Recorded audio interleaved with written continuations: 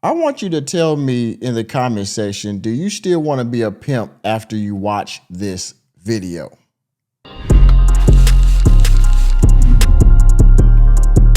There have been a lot of people in recent years to reveal the actual life of a pimp.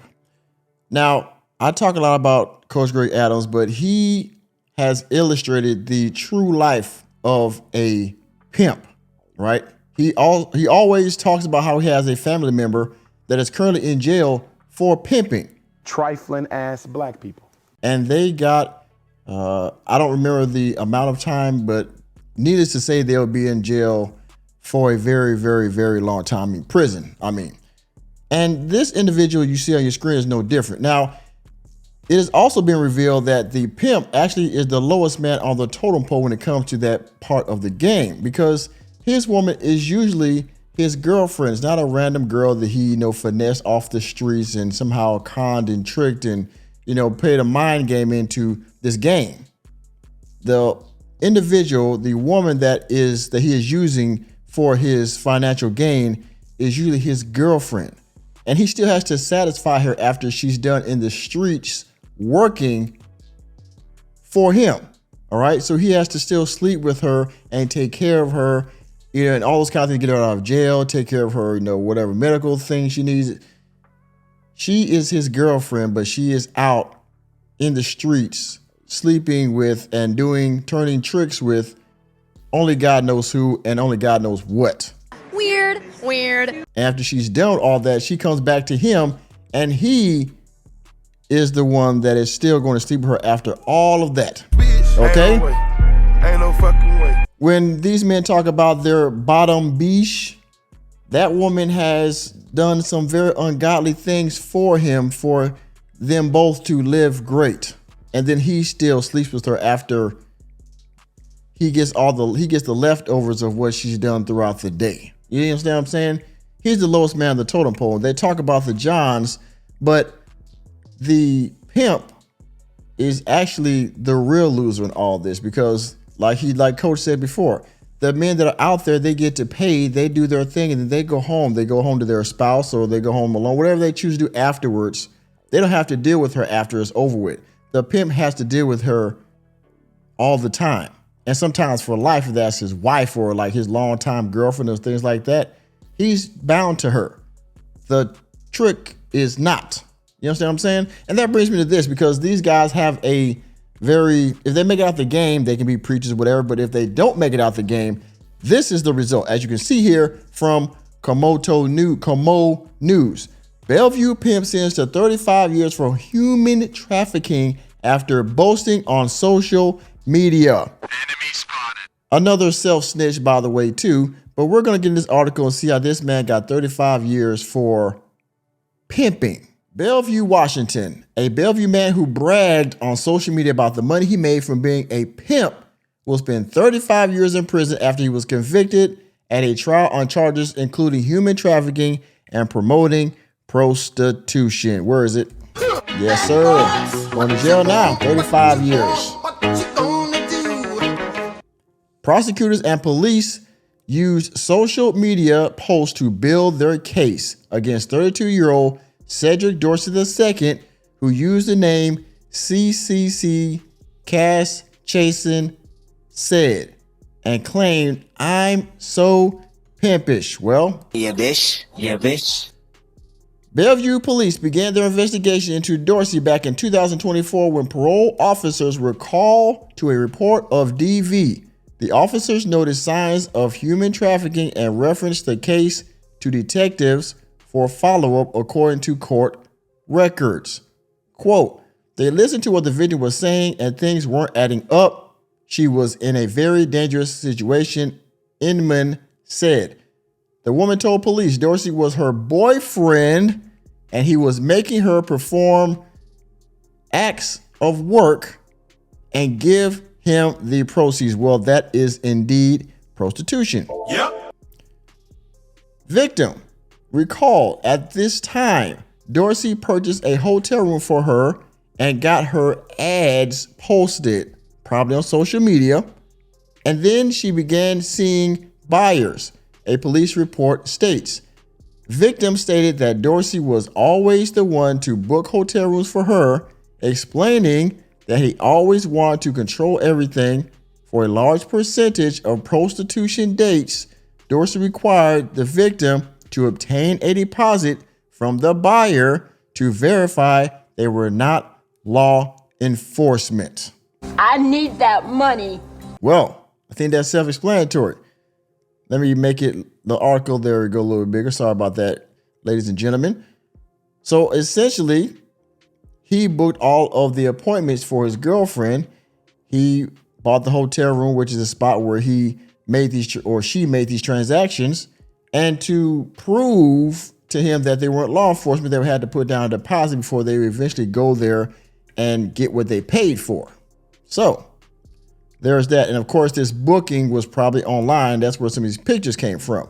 If you've made it this far in the video and you're still here, thank you again for your viewership. And if you haven't done so already, please hit the like button. And if you're new to the channel, hit the subscribe button and that notification bell that way you can be notified whenever I go live or drop new content. Also, if you want to donate to the channel, please do so by hitting the Cash App $ Mr. Normie. And you can also go to my Ko-Fi page, ko-fi.com/workingmanmg. Also, I'm trying to build a community on Locals. So if you would, go please check out my Locals page and you can join for just $5 a month. You can post and we can build a community of like-minded working men over there. Thank you for your time. Now back to the video. The woman said Dorsey sold her for sex in different cities. Here's the trafficking part, including Seattle, Bellevue, Kent, SeaTac, Renton, and Las Vegas. There we go. Ain't no fucking way. According to the charges, Dorsey physically lumped her up several times and stomped on her face, which resulted in her being hospitalized. Meanwhile, Dorsey's post on social media bragged about how much money he was making from being a pimp. Enemy spotted. Social media, there you go again, gentlemen. People putting stuff on social media and snitching on themselves. Now, there's a picture. Let me put it down a little bit. But he's got the Draco in his picture here for y'all. This knows the street lingo. You know what that means. When the police served a search warrant on Dorsey's home, they found $12,000 in cash, 3 firearms, including a prohibited AK-47. Enemy spotted. Yes. This man was keeping his hand strong with his girlfriend, setting up dates and getting the money from her, and then flaunting it on social media as most idiots would. And that is regardless of color. It is the idea of selling the dream, said Brayla McGinnis of King County Prosecuting Attorney's Office, saying, I have these nice things. If you come with, you can have all of this. And when you are talking to someone who has had a very rough upbringing or a life, that's the vulnerability they exploit. Those underlying concepts we see are common to a lot of our cases. Essentially, this man, like she said in the beginning, was selling her a dream. Well, if you do this for me, then you can have these nice things. Really, he was extorting her, his own girlfriend, for money, aka pimping. All right? Had her out there in the hotels, in the Roach motels, in the Mosey Wozy, getting her to do things for money, and then, of course, as they say, bringing the money back to daddy.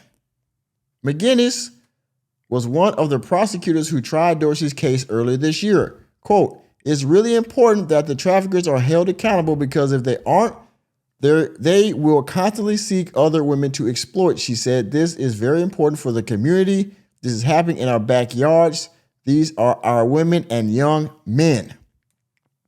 Again, pimping in today's time would be considered human trafficking. And as you see in the Diddy case and in other cases, all right, this is a crime that is taken very seriously. And if you get caught up in it, well, you're going to get, and of course, I believe in the Diddy trial shot at Ticket TV, they put extra time, they put added years on these type of crimes and wrongdoings, if you will. So just, assaulting a woman is one thing, just, doing XYZ is one thing, but when you get caught up in trafficking and get caught up in these RICOs and stuff like that, they actually have statutes where they can put extra time on that because of the heinousness of the crime. A jury found Dorsey guilty of human trafficking in the second degree, promoting prostitution in the first degree, and unlawful possession of a firearm in the first degree. Two of the counts include mandatory 60-month firearm in. See, that's what I was just talking about. Two of the counts included mandatory 60-month firearm enhancements. Wow. Yeah, bitch. Yeah, bitch. At sentencing last month, a judge imposed the sentence of 35 years in prison, followed by a term of community custody, aka probation, or halfway house, etc. Court records show Dorsey had multiple felony convictions of theft, burglary, attempting to elude police, organized retail theft, and possession of a controlled substance by a prisoner. So essentially, this guy was a repeat offender, all right? And with that kind of track record, pimping, robbery, things like that, kidnapping, those are all down the line of what he was already doing, okay? So you see it. 35 years for pimping. Let me see if I can play this 2-minute video, all right? Here we go. All right, hold on a second. Fair use. Yeah, Molly and Preston, Bellevue police say this all started out as a routine patrol call where a couple of officers thought something didn't quite look right. That led to prosecutors saying they were able to take down a vicious pimp who was abusing a woman and selling her for sex work while keeping the money for himself. So trying to tell me leave alone? On social media, It's trying to tell me leave money alone. Cedric Dorsey painted himself as a pimp. Why? Do you see this mess? Enemy spotted. On Instagram, nonetheless, these people are freaking idiots. Enemy spotted. God damn. I'm a pimp. With money, swagger, and influence. SCCC 333. But investigators say his lifestyle was built by forced sex work. This guy even got a music video. Looks like a whole intro. Wow. As Dorsey trafficked a woman into prostitution in Seattle, Bellevue, Kent, Gold and out Las too, huh? Vegas. It all came undone in 2024 when Bellevue police responded to a domestic violence call involving Dorsey and his victim. They listened to what that victim was telling them and realized things weren't just adding up for her and what she was saying, and that she was in a very dangerous situation. Bellevue Police Major Ellen Inman says patrol officers noticed signs of trafficking and called detectives. When you ask them questions, they're answering repeatedly in these kind of scripted or answers that sound like they're rehearsed. When they served the search warrant on his premise, they recovered $12,000 in cash. Of course, this man was having this woman do things allegedly, well, not allegedly now because he's been convicted and gone to prison, doing things against her will. And so, yes, she's making these answers because she doesn't want to upset her pimp. With those 3 firearms, one of which was stolen, and a banned firearm. King County prosecutors hit Dorsey with charges of human trafficking, promoting prostitution, and unlawful possession of a firearm. We see very significant violence, strangulation, beatings, assaults. Prosecutor Brayla McGinnis tried Dorsey's case where his own social media posts were used as evidence, including this one about the 304 oath, where prostitutes promise not to cooperate with police and say they aren't victims. One of the biggest rules of the game is not to talk to police. It is. Of course. Now, if he hadn't got caught, again, this was his girlfriend, by the way. So I don't know how many other women he would be able to try to coerce and recruit into this type of lifestyle where he, of course, reaps the benefits, but at the same time, again, having to take care of her and actually having to also, please her after she's done working. All right. So this, again, the other side of this is you got to please her. And the other side of this too is you go to jail or you end up going to a life that's lesser than what you were used to. So again, there's good ways and bad ways this can end, but one way or the other is going to end. Idea of selling the dream, right? Saying, I have these nice things. If you come with me, you can have all of this, right? And when you're talking to someone who has had a very rough upbringing or a very troubled life, that's the vulnerability that they exploit. That's the way I look at social media and the use of different ways that people advertise their criminal activity, is that if you make it available for the Bellevue Police Department in this case to access and use as part of our lawful investigation, then that's what we will do. After Again, putting your exploits on social media. some of these YNs haven't figured that out yet. The police are always watching. The feds are always watching, especially if you're a known criminal. They have your social media. They're tracking you. They're watching everything you do, not just in real life, but on Facebook, on Instagram, on Snapchat. They are watching. And you dumb Fs haven't figured this out yet. Found guilty at trial this spring, Dorsey is now starting a 35-year prison sentence. We were able to take a very dangerous criminal off the street and hold him accountable for his actions. Now, local and state officials have been really trying to get a handle on this issue of illegal sex work. And one of the proposals supported by the King County Prosecuting Attorney's Office was a bill earlier this year in the legislature that would have increased the penalty for those who are buying sex work, the Johns in this case. But that bill did not make it out of committee this year. Reporting live in Seattle, Jeremy Harris, Como News.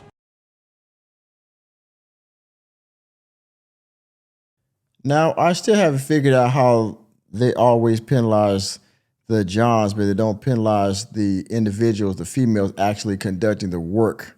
But that's another story, because some of these women willingly get into it for, different reasons. Most of them aren't good. But of course, like most things, the men are going to get the blame for it because we're the ones that are purchasing it, but they don't hit up the people that are selling it.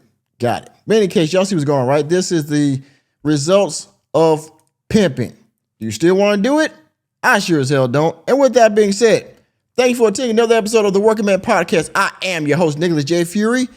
Let me know in the comment section if you still feel like pimping is a glamorous job, a task that you should try to get into or perfect, right?